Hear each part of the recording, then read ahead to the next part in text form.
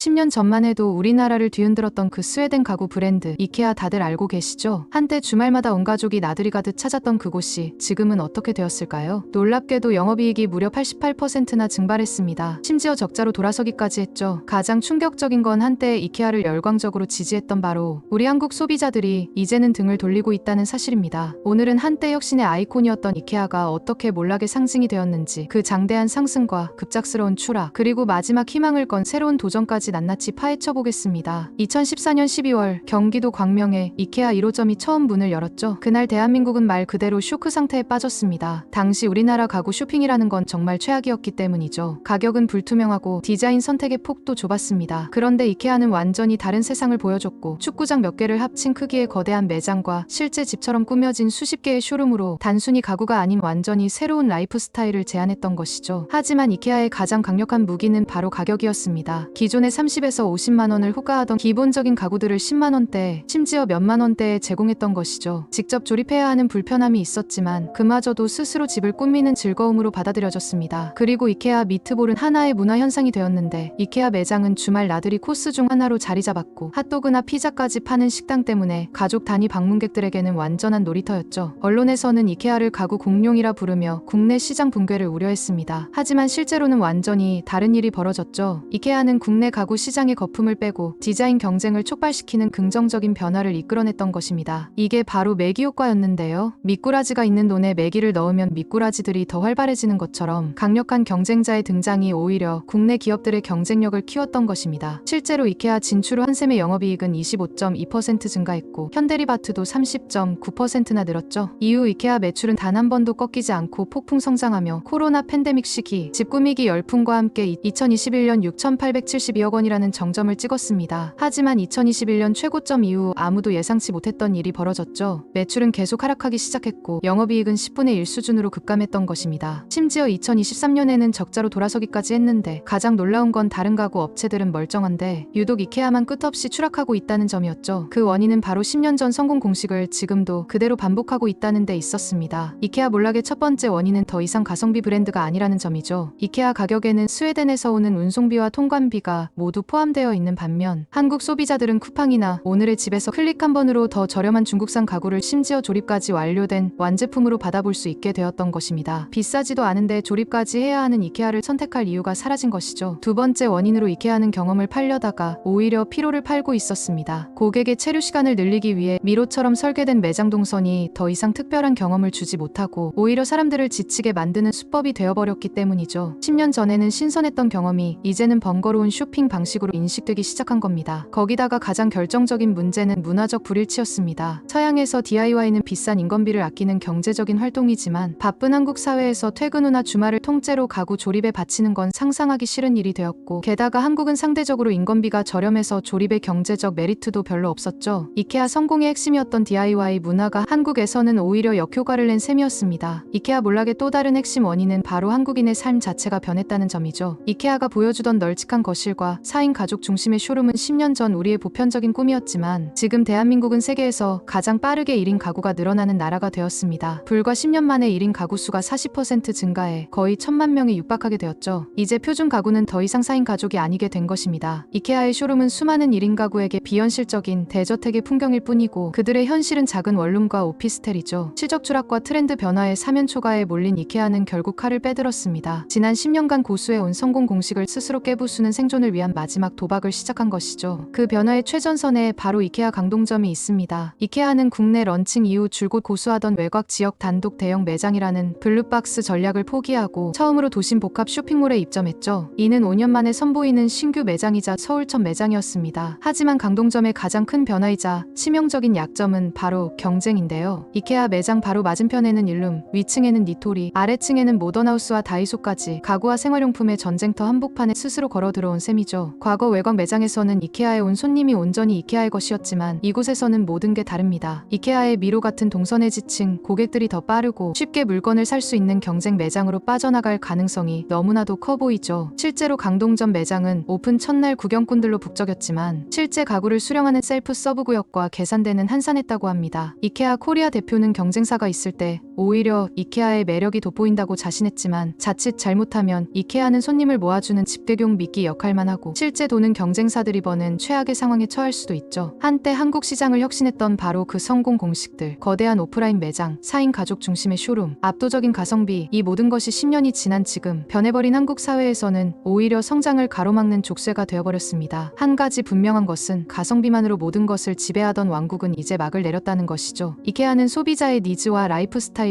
급격히 변하는 시대에 과거의 성공 공식에만 안주하면 얼마나 빠르게 몰락할 수 있는지를 보여주는 생생한 사례죠. 10년 전 혁신이었던 것이 지금은 불편함이 되고 한때 매력이었던 것이 이제는 부담이 될 수 있다는 걸 이케아가 몸소 보여주고 있습니다. 그럼에도 불구하고 이케아는 여전히 글로벌 가구 시장의 거대한 플레이어입니다. 강동점을 통한 새로운 시도가 성공한다면 이는 글로벌 기업이 급변하는 한국 시장에 어떻게 적응해야 하는지에 대한 훌륭한 사례가 될 수 있을 거예요. 하지만 만약 이마저도 실패한다면 이케아는 정말로 한국 시장에서 역사의 뒤안길로 사라질 수도 있습니다.